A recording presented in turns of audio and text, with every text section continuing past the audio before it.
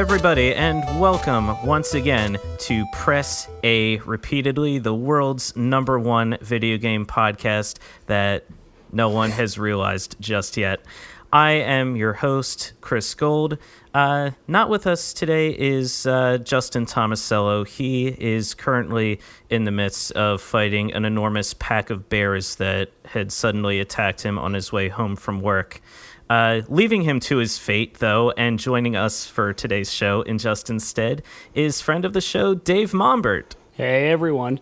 It's cool that you gave Justin an out like that, but, all right, we should probably just address the elephant in the room. I know a lot of you probably, saw or heard what Justin said about those Polish people. Right, right. And, so he has to take some time away from the show, and, alcoholism can be a really, really rough go. Like, it is an uphill battle, and, we hope that Justin recovers and gets back to us in good health, and, we're excited for him to be around again, but we definitely want him to get the help that he needs. Of course, yeah. I mean, alcoholism is a serious disease, and unfortunately, we don't. We here at Press A Repeatedly have a long-standing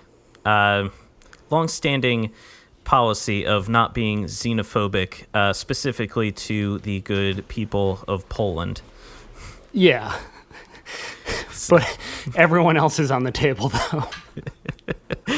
That is explicitly not true. We are no. We are welcoming. I'm reading it in the show notes you sent me right here. I gotta update those.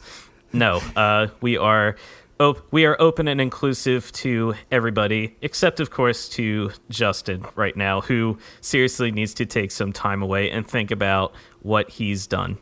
Yeah, no, he does. I mean, you know how stressful podcasting can be. Oh, speaking of yes. which, you guys are on episode 30. We are on episode 30. That is crazy, especially when I think back when we first started this show. I didn't think we were going to make it to episode 3, let alone episode 30. And it's crazy right now. I'm looking at our download numbers, and we have over 930 lifetime downloads, which, in the grand scheme of things, a lot of podcasts out there, that's, like the bigger name podcasts, that's not a lot. But for us, considering we started from literally nothing, that's mind-boggling to me. Yeah, no, dude, that's unreal. Those are awesome numbers. I just don't know. I tell Justin every week, I don't know how you guys do weekly podcasts. On mine, it's every other week. I don't know how you guys just aren't buried in stress all of the time.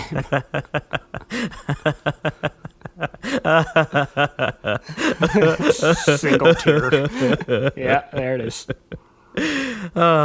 It's a struggle, but you know what? We do it for you. We do it for everyone else out there who's listening, and we do it for us too, because this is a lot of fun. We're all busy in our daily lives right now with a lot of different things going on, and it's just nice to be able to unwind, relax, and put together this podcast, which honestly is one of my favorite parts of the week. And I'm sure if Justin were here with us today, he would be saying the same thing. Yeah. Yeah. No. He never, when we're at work, he never, bitches about the podcast. Can't believe this stupid podcast. I have to record tonight. Ugh, can't believe this. I just wanted to go home and relax. No, but in all honesty, the show is doing great.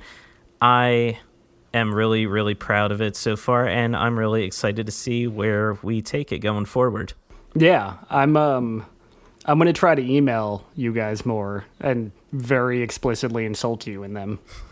Yeah, yes, you should. Yeah, now that I've got you on the show here, talk to you semi face to face, since we're not actually in the same room. But yeah, man, what the hell? All right, so now I can say what I really want to say. Listen, no, I'm not going to do that to you. Nah, that's fine. But Dave, we should really get down to brass tacks. All right? Yeah.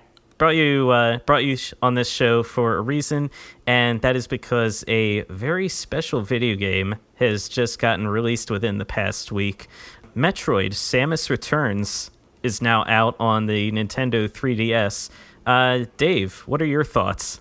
I think it's really, really good. I mean, just like being able to collect coins and move that quickly, like the sprites are so good, and like you got that like orange knuckle thing following you around. Metroid is the shit.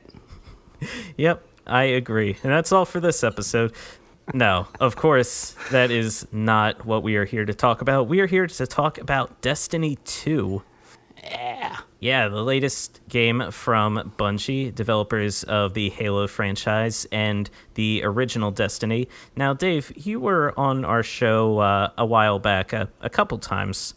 And specifically, though, on episode 13, you talked a little bit about the original Destiny, which you are a huge, huge fan of. Oh, yeah.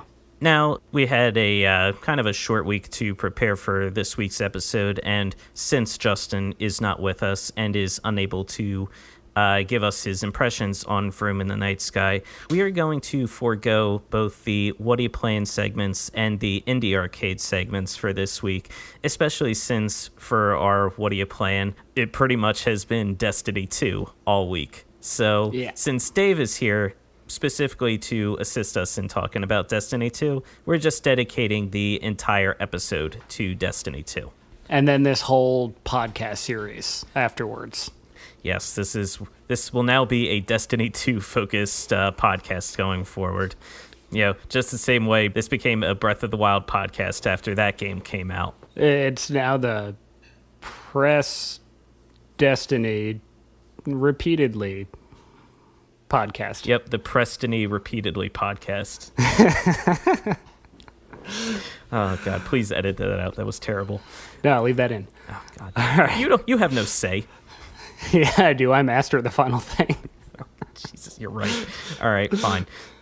Leave it in. But now, Dave, as we mentioned earlier, you've played a lot of the original Destiny.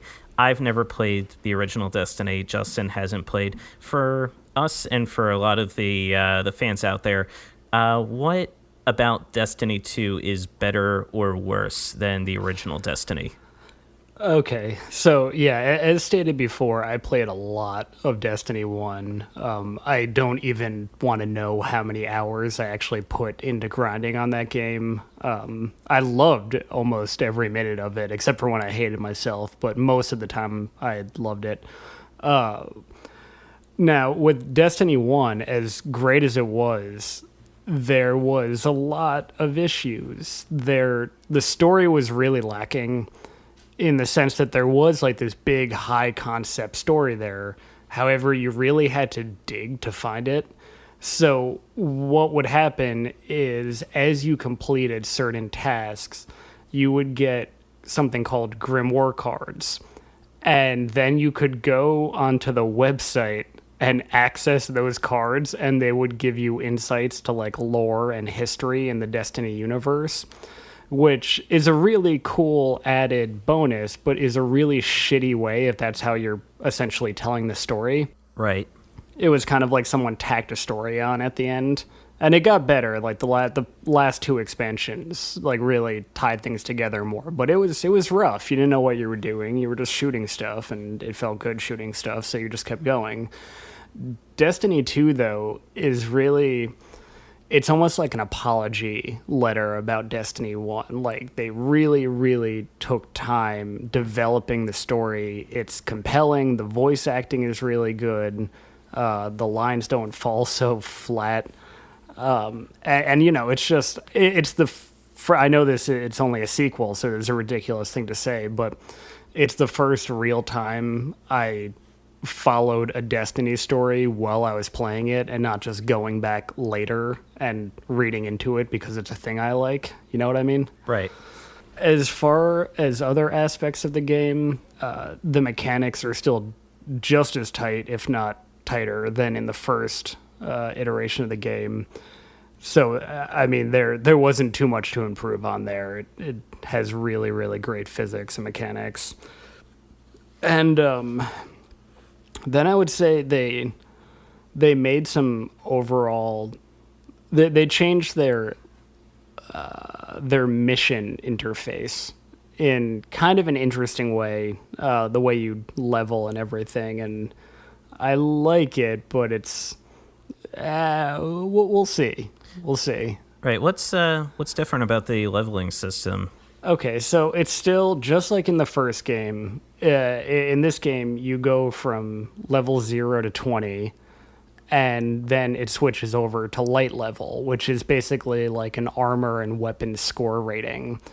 And each piece of that armor or weaponry has a particular score, and the goal is to get that score as high as possible. I think in the last game, like 300 was the max. In this game, it's also 300 or 350.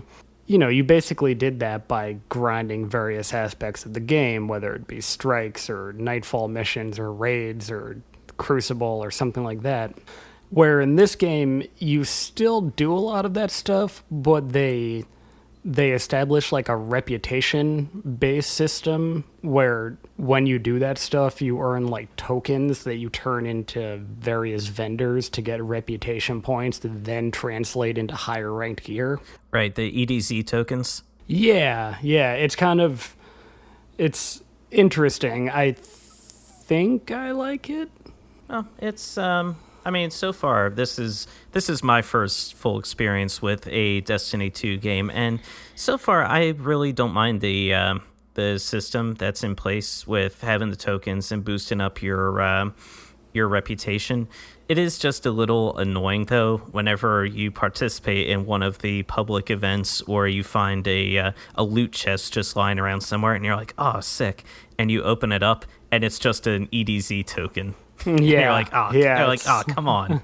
So flaccid. Like, yeah, it just doesn't do anything. You know, it doesn't stimulate or excite you at all. It's just a complete disappointment. Yeah, it's like, I don't want to equate it to like taking your medicine. Like, it's gonna help you, but it's not gonna be that fun in the process. Now, I realize we're already getting into like some of the nitty gritty of Destiny. We should probably, in case anyone doesn't know, just explain the Destiny universe a little bit. Right. So basically, from what I'm gleaning, is this is centuries in the future, and this giant, at least 8 years. Right, minimum 8 years. This is after the Trump presidency has concluded. A giant white orb has now descended towards Earth called the Traveler. And this is, it's a benevolent force, or is it a neutral force? The Traveler, this is all lore from the first game. The Traveler randomly showed up, and it brought with it all of this futuristic technology and the ability to jump from planet to planet in our solar system. And it also gave the Guardians light. The Guardians are like an elite pack of special soldiers specifically tasked with like defending humanity and protecting the Traveler. You as the player, you are one of these Guardians. Yeah, exactly. And unbeknownst to mankind, so the Traveler kicked off what's called the Golden Age in the game. And everything was great. Technology became insane. Robots became sentient. Unbeknownst to everyone else on Earth, the Traveler was being chased through space by the darkness. It's like this general bad stuff, because obviously a lot of different species want the power of the Traveler. So not too long after the Traveler shows up and the Golden Age happens, all of a sudden everything that was chasing the Traveler shows up. Like, it finally catches up. Oh, God. And it triggers a massive war where like a lot of planets are destroyed, a lot of people are killed, and everything essentially goes to shit. All the Guardians are wiped out. And at the beginning of the first game, you're raised to basically you're brought back to life because part of being a guardian is you had this little floating robot ghost that can revive you. Right. And the whole point is to make one big last stand against the darkness. 2 goes on from there, and like a basically radicalized, super militaristic version of those enemies come and actually steal the Traveler, like they imprison it, and it messes everything up in a word. Like everyone loses their abilities, everyone can now die, like they're mortal. It's this weird shift. No one has their super abilities anymore. And the game starts from there. Like you're essentially a regular human that used to be like this immortal, lightning fast warrior that's now just this like dude. It's like if you handed a weapon to Uri and was like, save everything, and yeah. You'd find me kind of crowded in a puddle of my own urine, sobbing if you accidentally stab yourself with the gun. Oh no. I stab myself with the gun as I'm curling into the fetal position. Which is probably the worst possible way to stab yourself. Yeah, no, it is. There's no, that's not gonna be on a tombstone. That's no. That please do. Those are your last words. Please don't put this on my epitaph. Like there'd be a statue of you doing that, but it would be a statue that's supposed to be a warning to everyone else. We will learn from this example. We will be better than this. That's why we call pussing out a Chris Gold. It's nice to have a legacy. So, I guess getting back to the story, like it's really interesting how this whole story kind of coalesced, especially when you consider like the behind the scenes development of the original Destiny. I'm right now in the process of reading Jason Schreier. He's a writer for Kotaku. He just published a book called Blood, Sweat, and Pixels. And it's really just a book of like 10 or 12 individual stories about the development of specific well-known video games, among them Destiny. In the chapter about Destiny, they talk about how the story, especially like for most of the development, was just a complete mess. Most of the departments within Bungie really didn't have a clear idea of what the game actually was going to be, like what the story was about, what the point of everything was, until about a little over a year before the game was supposed to be released. They gathered everybody and had this big conference within the company to show off a supercut of what the story was going to be. And it was such a colossal disaster.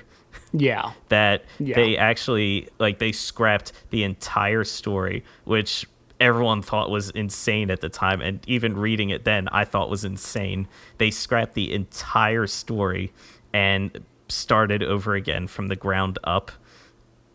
Yeah. It's crazy that, like, that was a major complaint about the original Destiny, is its story was, it really wasn't very clear. It was still a bit of a mess, which, I mean, is understandable. That portion only had about a year's worth of development time going into it. Yeah, basically, if I recall, and I could be wrong about some of this, there was a writer who had this big, elaborate, high-concept story charted out through multiple video games, and it was supposed to be interesting. That happened, they scrapped it, and then suddenly they had to scramble to basically lay a story on top of it, and a lot of the voice actors had to revoice all of their lines with different dialogue, something like a couple months before launch. Right. Which, you know, originally the ghost, that little robot that follows you around, was voiced by Peter Dinklage, who is an awesome actor. Like, he's really, really good. Right. But every single one of his lines fell so flat and was, like, delivered so deadpan emotionless. Right. He clearly did not care about the source material whatsoever. What's sad is maybe the first time around he did, but then suddenly it was like, all right, now we need you to forget everything you did before and re-record 100 hours of audio. Who wouldn't be kind of disheartened and just read the lines off the page, take the check, and go home. Mm-hmm. Yeah, voice acting is not easy work. No. So now it's Nolan North voicing the Ghost, who I'm pretty happy with. He does a good job as Ghost in that game. Right, yeah, the voice acting in this game, in Destiny 2, is really, really good. Is it still... Oh... Nathan Fillion, yes. It's still Nathan Fillion as Cade 6, right? Yeah. If you're wondering why the game feels really handsome, it's because Nathan Fillion is like one of the lead voice actors in it. Yeah, and his charm just exudes through the entire experience, and you can't help but feel charmed by the game itself. Yeah, I was laughing with my buddies I play with. Like, yes, in the first game, but 100% in this game, he's basically just playing Malcolm, his character from Firefly. Right. They literally, I feel like they were just like, can you just Malcolm it up a little bit? And he gave them exactly what they wanted. Hey, no complaints here, man. Yeah, no, I'm super into it. But yeah, this, it's funny too, because even up to the point where I bought Destiny 2 and was playing it, I know you had explained it to me and I tried looking it up online. I still had a lot of trouble understanding what exactly Destiny 2 was about. I mean, Heck, even on last week's episode where we briefly talked about playing Destiny 2, I mentioned I just started playing the game and I was like, yeah, I just started doing the single player campaign. And after recording that and getting back into the game, I realized, oh, wait, that's not correct.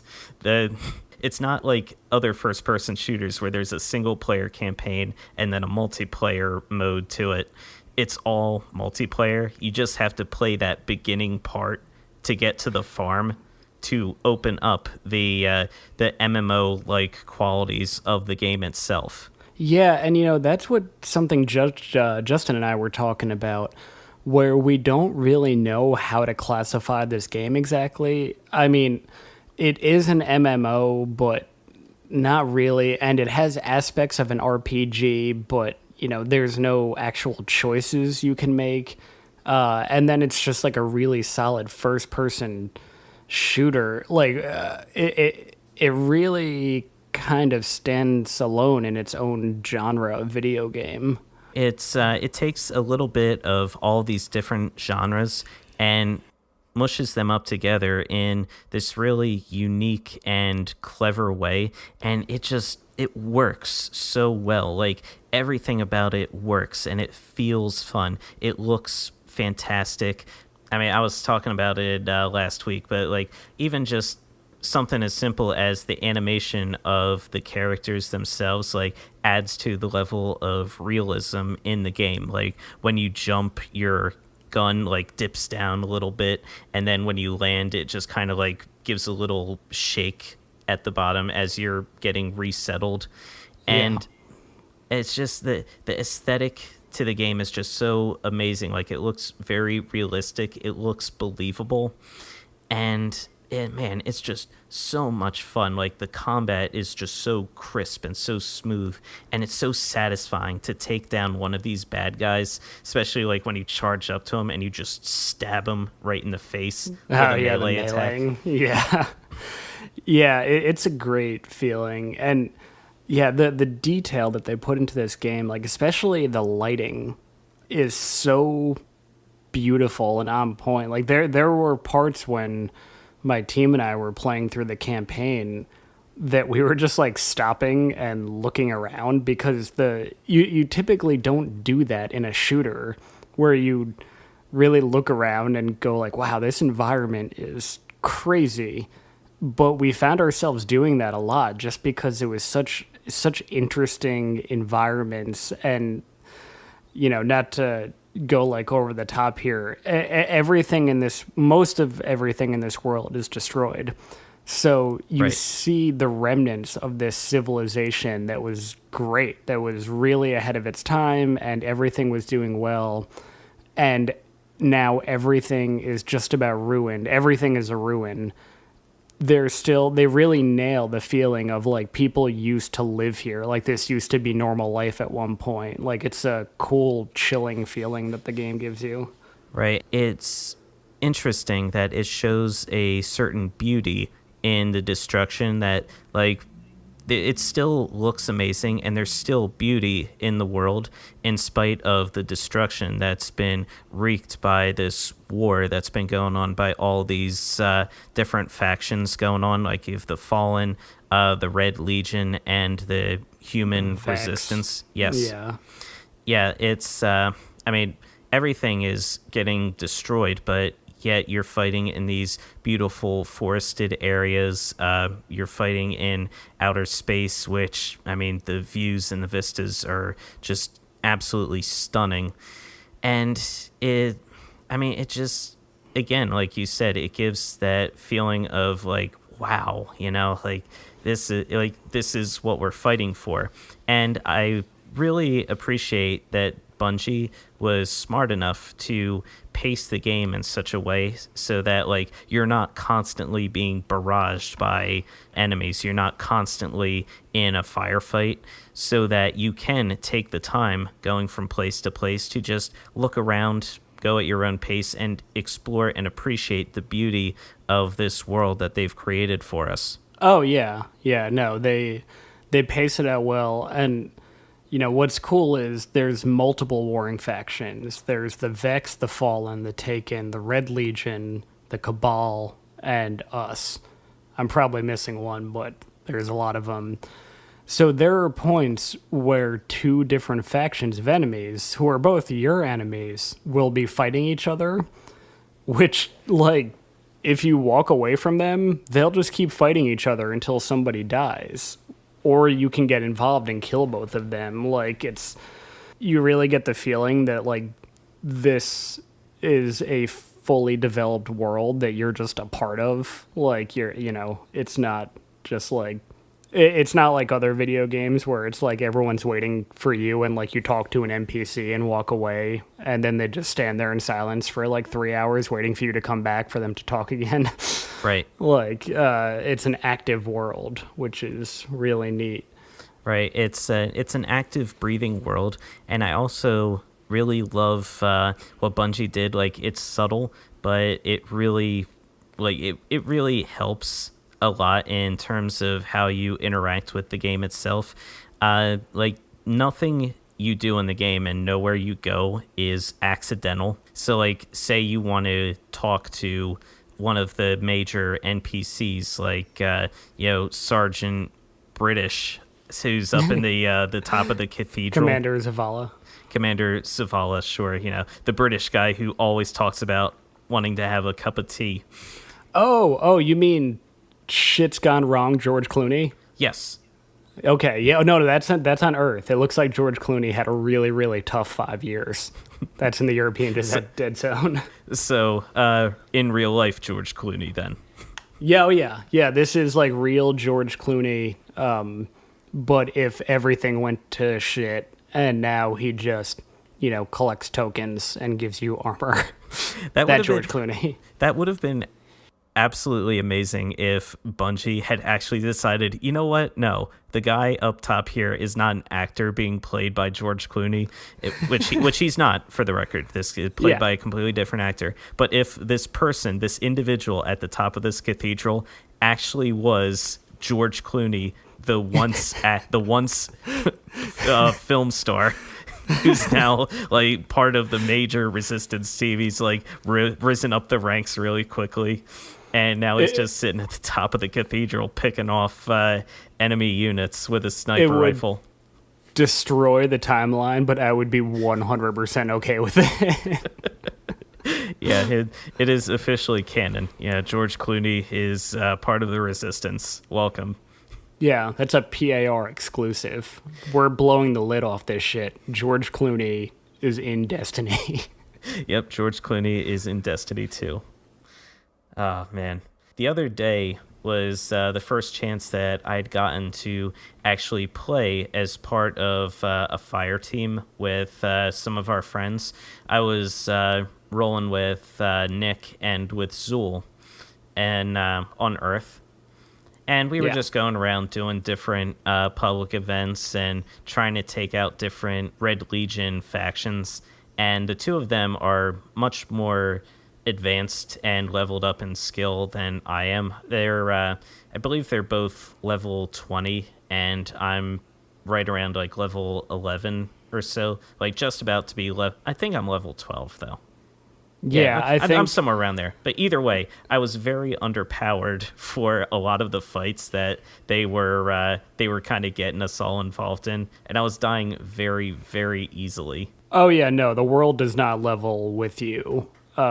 If you go into a fight that you can't handle, you're gonna get destroyed very rapidly. Yeah, I can give firsthand accounts as saying that is 100% true. I like that, though. I like that there are parts of the world where you're just simply not ready to explore yet. You need to hone your own skills and become better as a player before you can explore certain areas of the map, just because these enemies are far too strong. And I will say it's really cool, because there were some parts where I did wander around the map, and I wandered into some sections, even like by myself, and I decided, you know what? There's these two level 20 guys over there who are fighting the Red Legion. I'm gonna like help them out from afar. There are 3 classes in the game: Titan, Hunter, and Warlock. And I'm a Hunter class, which is more of a range-based type of class. Yeah. So I was kind of hanging back, and I was shooting this one. It was a much more powerful enemy type called an Honored Legionary. Yeah. You can tell he's one of the tougher ones because most enemies have a red health bar over their heads. These more powerful enemies have the yellow health bar. So I saw him through my scope, and I was kind of picking him off, and he was far enough away where I wasn't drawing any aggro from him, so he wasn't like trying to attack me. You were like a fly. Pretty much, yeah. Buzzing around his head. Pretty much. And I'm like, I'm shooting him in the head, and I'm seeing like his health bar like tick, tick, tick, tick away, just like very little increments. And out of the side of my scope, I saw a level 20 Guardian running in after him. I'm like, oh, buddy, watch out. And he was just like, boom, boom, boom, and took this guy out in like nothing. Just a couple of shots just obliterated him. And it was such a cool moment because I put my gun down and I just looked at him like, wow, I was just so impressed. And I'm like, man, I can't wait to be that guy and be at that level. So I have that ability and that power to take out these fools with the same precision and skill. And that's like the same feeling I got when I was fighting alongside Zool and Nick. And they were taking out these guys who were just, it cannot be stressed enough, were wiping the floor with me. Like I did not have a chance. And they were going toe to toe, and they were taking these guys out. I mean, it wasn't easy. It was, but they were still able to actually do damage and take a lot of these guys out. Oh yeah, and you'll get there quickly. It takes a little bit of grinding, but after level 20, like level doesn't even matter anymore. It switches over to light and power level. I think last time I checked in with Zool, he was like 250 maybe, which is getting up there. Like I think I just hit 270 today. Right. You get to a point where I don't want to say addiction, but you get a lot of joy out of being that powerful. Like it opens up a lot of aspects of the game, because then you can do end game content, which is a little bit more challenging, but you're very well adapted to your moves and everything at that point. You know which guns you like and which ones you don't. And then it becomes a matter of like, you really truly get to like enjoy the shit out of this game once you start getting a little bit higher leveled. you feel a little bit safer all the time. Now, I've been waiting for this game for a long time. I work with Justin, and it's a tough situation because I'm technically a superior. However, Justin's also one of my closest friends, and I was telling him last week when Destiny was going to come out, or the week before that, I was like, yeah, it's too bad I'm going to have nightmarish diarrhea on Wednesday and I'm not going to be able to come in. Like, Yeah. ha, ha, ha, ha, ha, knowing. Funny how that sneaks up on you. Yeah, I was like, me and my fire team are going to play Destiny all night and all day. Okay, so I was out and I played a lot of Destiny, but also actually in real life got a stomach flu. Karma. It started like 2 days before Destiny actually came out and lasted pretty much until like Thursday morning. So yeah, it was true. I was able to feel less bad about not going to work, but I somehow like willed a virus into existence without meaning to. Hey man, you do what you have to do. So you have the time off to play your games. I mean, just one word: bedpan. Yeah, exactly. Or why even use a pan? It's you're home. Just go in your pants. Don't. Right. I mean, Don't go in your pants. Yeah, But, that's a future problem. Whereas Yeah, the video game is in front of you right now. Just to give you an idea, within, I think, 18 hours of Destiny coming out, me and my fire team, who's comprised of like two close friends of mine, had completed the campaign. We completely beat the campaign in a day and immediately started like power leveling. Only because like that's practically what we're trained to do at this point after all the Destiny 1 grinding. It like immediately was like, okay, we have to get the highest possible gear so that we can move on to the next thing. But I remember when it came out at midnight last Tuesday. We played until about 4 a.m. and then went to bed. We all agreed to meet back up at 9 and keep playing. We agreed to a 45-minute lunch break and kept playing until I think about 2 a.m. the next night. And I went to bed that second night and I was having rapid eye movement while I was still awake and seeing traces of light and stuff underneath my eyes, and I was like, this is not good. I was like, it's awesome, but I think that's the most I've binged a video game in 2 years. I can understand that, especially because a game like Destiny 2, it just feels so good. It's just so much fun. I cannot stress it enough. If you're on the fence, you try it out at someone's house, or if it's possible to get a demo of it somewhere, give it a shot. It just feels so good. It's so much fun to play.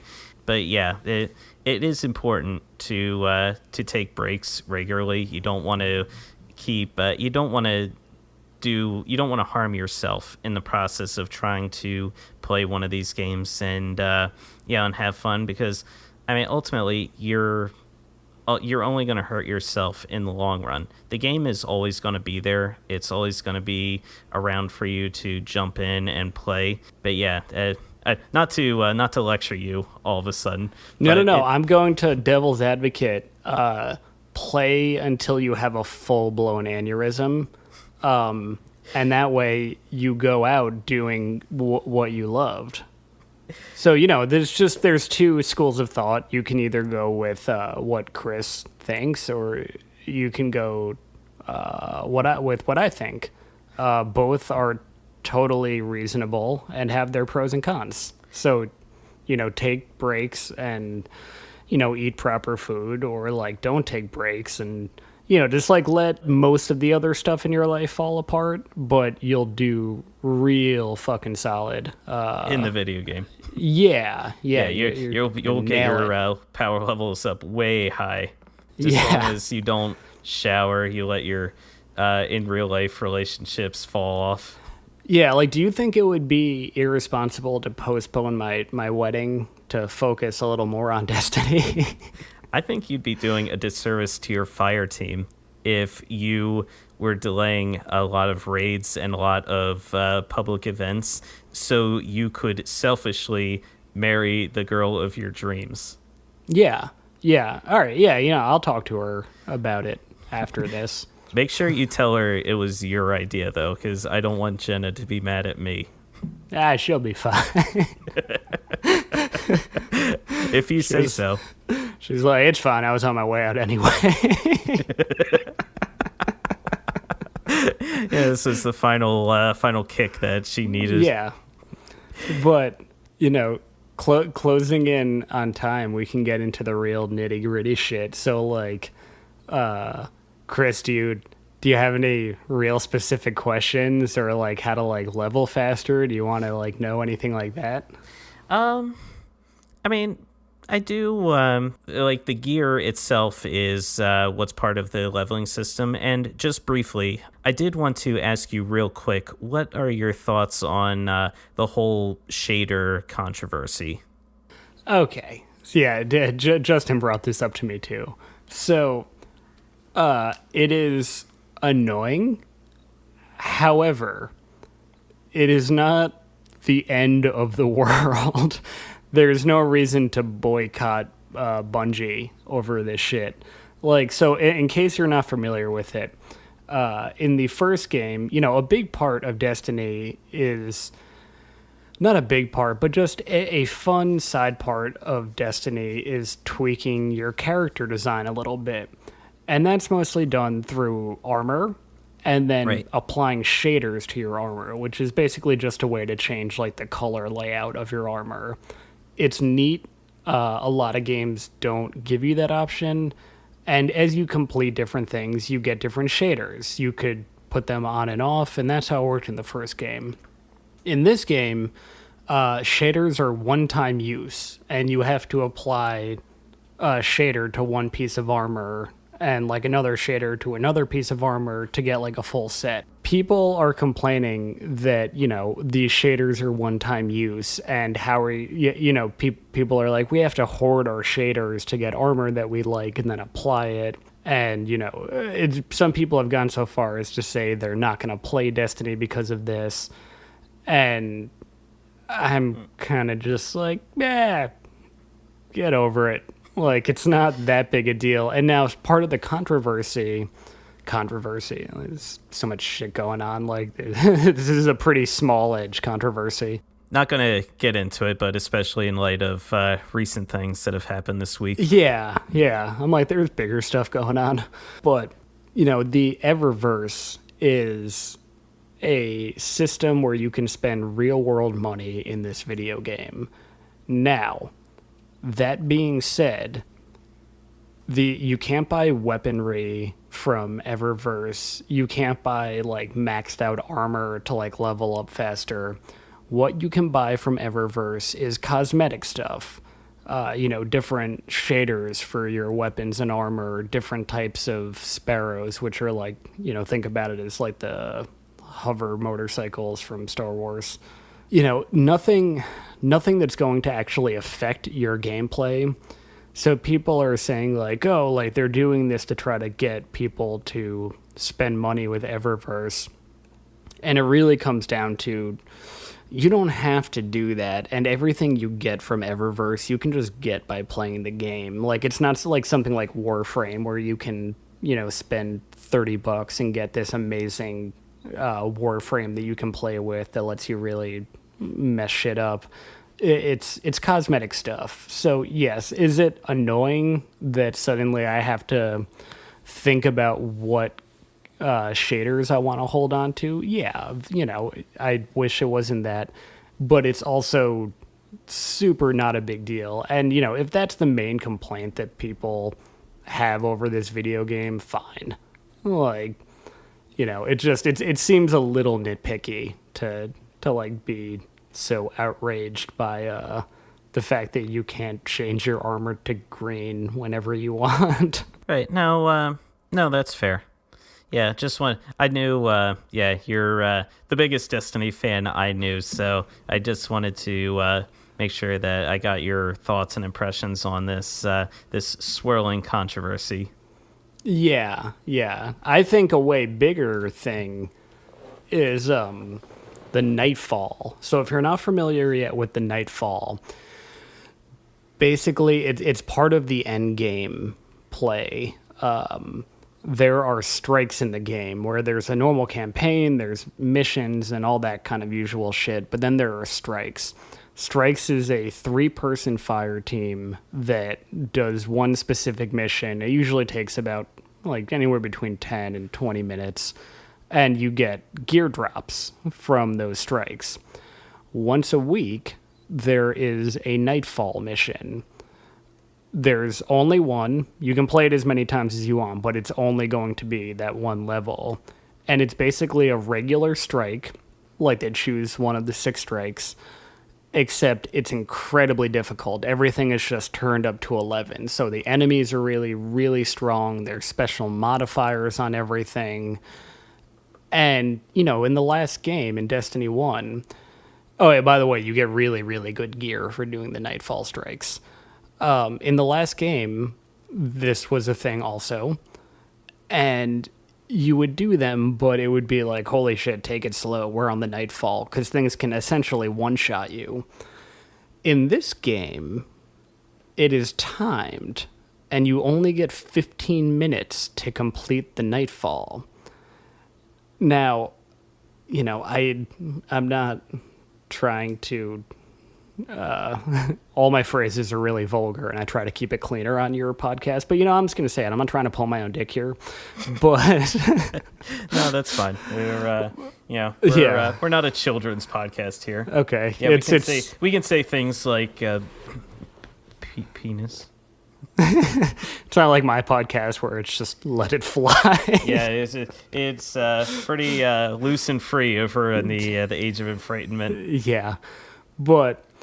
I've been playing Destiny for years, my fire team and I, and we're pretty good at it. Like we, just from the hundreds and hundreds of hours that we put into it, we're decent Destiny players, and we have good gear. I'm telling you, we could not do the Nightfall strike. Like, we tried it last night, and we're all 30 points higher than we're supposed to be to get into the Nightfall. And, it is... I don't understand how we're going to do it. And it just sucks because it's 15 minutes and then you fail. And the reason I really hate that is when we would do the Nightfall in Destiny 1, we would get, a solid 45 minutes to an hour of gameplay out of it. We would really enjoy it. We'd take it slow. We'd strategize. We'd snipe from a distance. And, our Titan would go in with shotguns and mess shit up. And now it's rush, you died. It's a weird choice. And I'm really hoping they get rid of it because it makes the Nightfall not very fun anymore, and plus you really kind of have to do it because you need that better gear to advance more in the game. You'll learn the joys of the Nightfall strike, Chris. It's and you're gonna, hopefully by the time you get to it, they've decided to nix the timer. Right. Yeah, we'll see once I get there. Now, in terms of actually getting there, roll back to that discussion on how to level up quickly. Any any tips or tricks of the trade that you want to share with any of us noobs out there? So first things first, you want to go to your tick guy.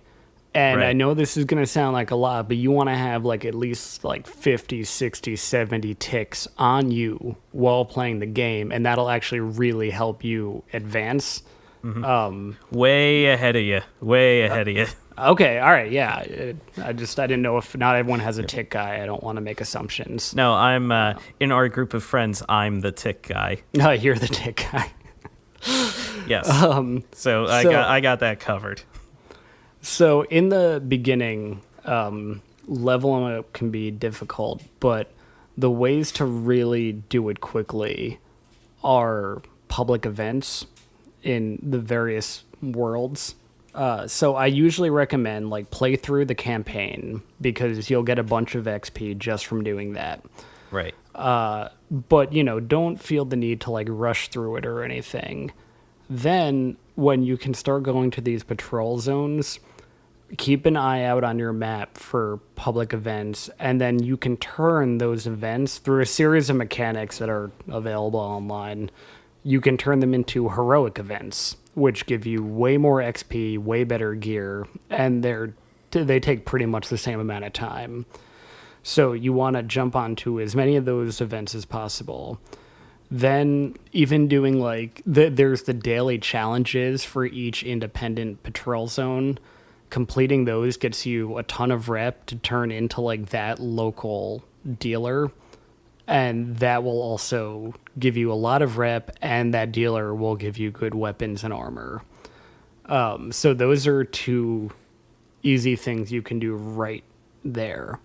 Then, in the last game, you always had to have your highest gear on. Like, if you got a weapon that was 1 point higher than the gun you were using now, you had to switch to that gun because you wouldn't get a higher drop unless you had a higher weapon on. So it created kind of a nightmare situation where you'd have a gun you'd really, really like, and then you'd have to ditch it for a gun you don't like that was 1 point higher, but that's how you advanced. They completely overhauled that system in this version. So apparently it's just whatever gun you got that's the highest, the next time you'll get a higher weapon. There's caps on that, obviously, but like... Right. I typically, especially in the beginning, like where you are, just go for the higher weapon every time because you need it. Go for the highest armor, go for the highest weapon because you're just not going to be doing enough damage if not. Right. That's basically what I have been doing is once I get a new weapon, I check it out, I see what its power level is, and if it's higher than the one that I've got, then yoink, equip that. Same thing with the armor, just to get my my power level up. Which, for everyone out there who hasn't played it, your power level is the average between your attack power and your defensive power. Yeah. The other thing is I see a lot of new players frantically killing every enemy they see, and you really don't have to do that. Where you get the XP from, where you get the gear from, is not killing individual players, it's completing those tasks. So, you can play a strike and kill every single thing in the strike and play for an hour on that one strike. Or you can hustle a little bit, not worry about killing every little thing, and you'll still get the same amount of XP. And if anything, if we're then playing the numbers game, if you can do like 3 or 4 strikes in the amount of time that you were going to do one long strike, you're going to get a lot more XP and a lot better equipment a lot faster. So I usually recommend, take some time, enjoy the strikes, and the patrols and everything. But then if you really want to start leveling up, I don't want to say grind because grinding is not the greatest word, but start grinding a little bit because in this game the grinding is actually really, really enjoyable. Start speed running some strikes, start getting to those bosses a little bit quicker because you'll find that you're leveling faster and faster and faster, and as you level the game becomes that much more fun because you're more powerful. So, it's really, think of it as like a mission and goal-oriented based game if you really want to level up. Don't worry about if there's a room with 30 enemies and like it's optional to kill them, maybe like kill the ones that are in your way and keep moving, which is, if you really like think about it and you want to nerd out, that's probably what soldiers would do anyway.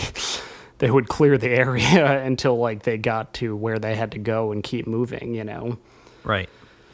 Like, so, you know, that's those would be my big recommendation. Like, do the public events, do the patrols, turn in the tokens, you know, gather rep with all the various factions and everything. And, you know, just keep in mind, you get the most out of, like, your XP in terms of leveling everything by accomplishing missions, not by killing individual enemies. That all makes sense. And, yeah, definitely sounds like very useful advice. I'm going to do my best to ignore all of it and just charge headlong into the fray and kill everything that I see. Yeah. In fact, if you if you want to get on tonight with me, we totally can. I'll take you to some really, really hard places, but you'll get really good stuff from it. Right. Part of the issue though is I still need to, like, I just finished the Earth campaign, so I need to go to Titan and do a lot of the campaigns there. See, now what you could do, and this is totally your option, if you played that with like me or Zool or Nick or I don't know where Butch is, but Butch being Butch, he's probably a ridiculously high level by now. Right. We could do it with you, run through the story a little bit quicker. We'd be able to get you through those levels faster, and you would be like, you'd be level 20 in like no time flat. You know, that's part of the fun of Destiny sometimes, is running through stuff with like a high level player.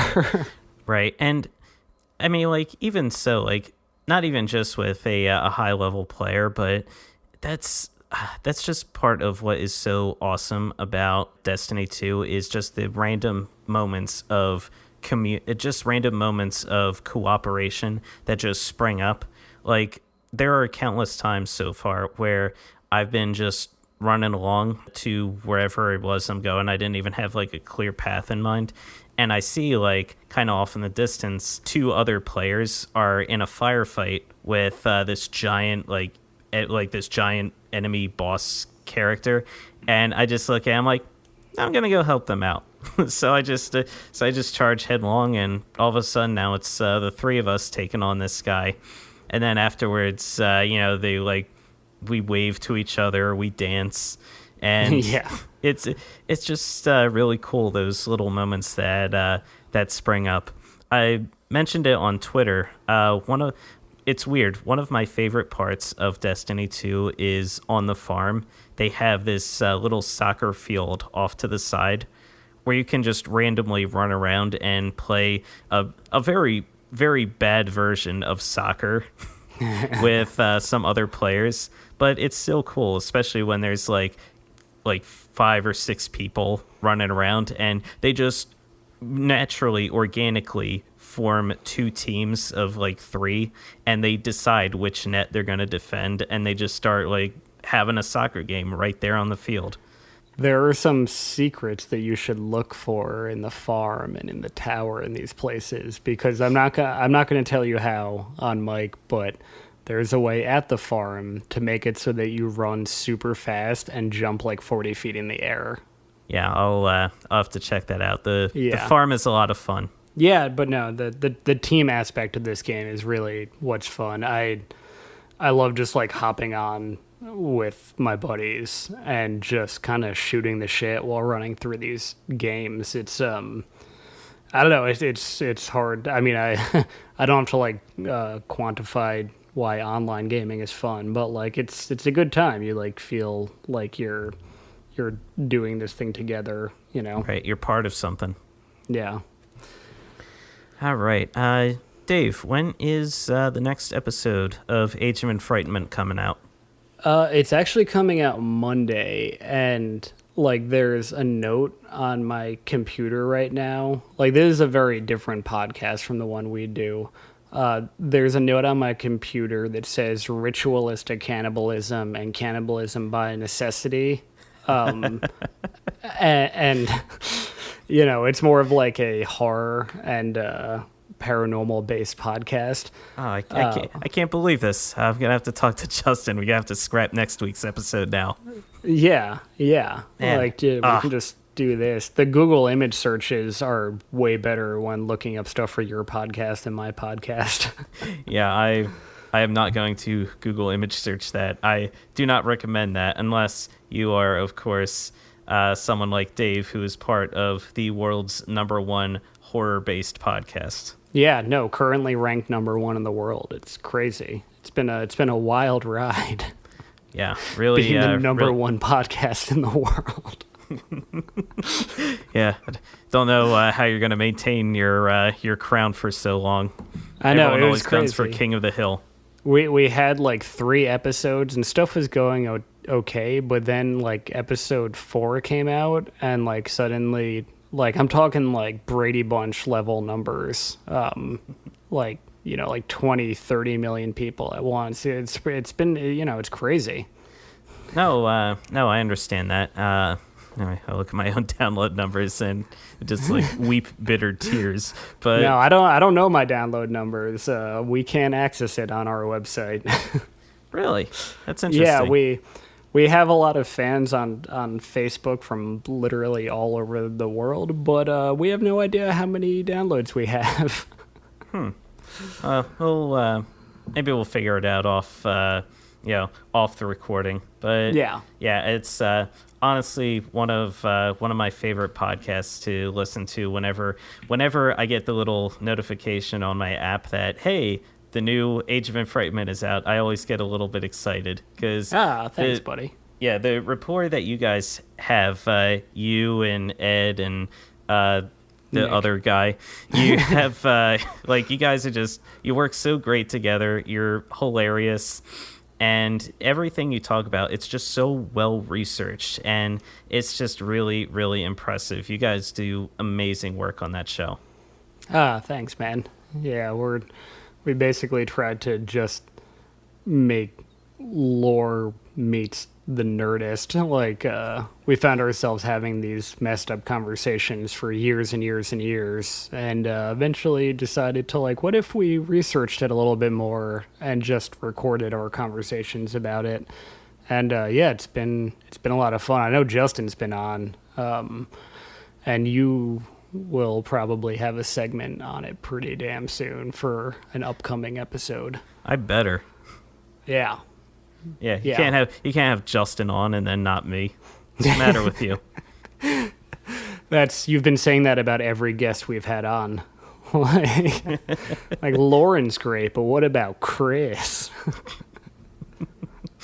Well, I want to be on the show. I want to ride your wave of success for my own personal glory. But yeah, thanks for saying all that, man. Yeah, no, it's Dave. It's always a pleasure. You are always more than welcome on the show. Where can people find you or find your podcast online? Oh God, I make the other guys do this, so I'm going to try to freeball it here. Every week we have new episodes on iTunes. That's just at Age of Enfrightment.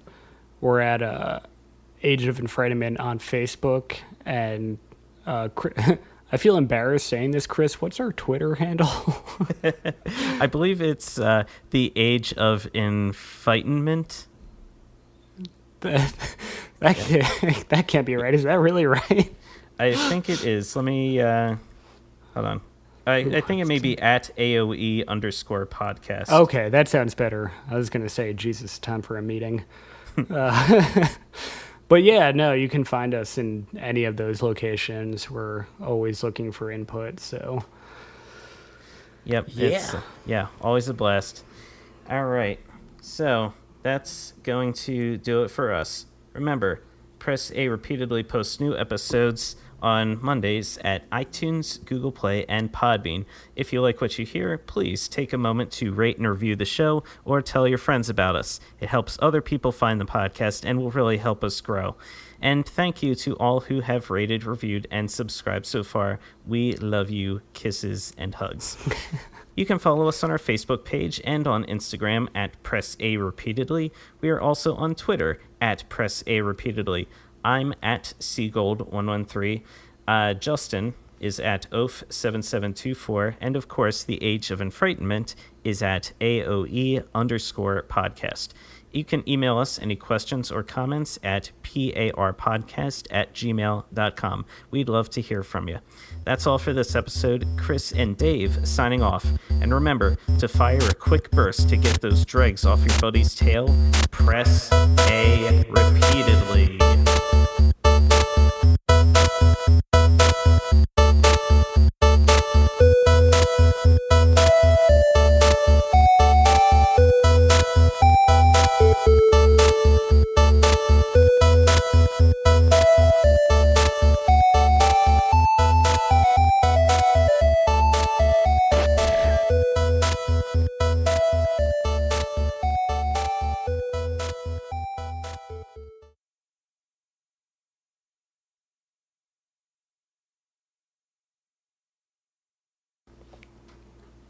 Nice. Yes. Getting very good at that.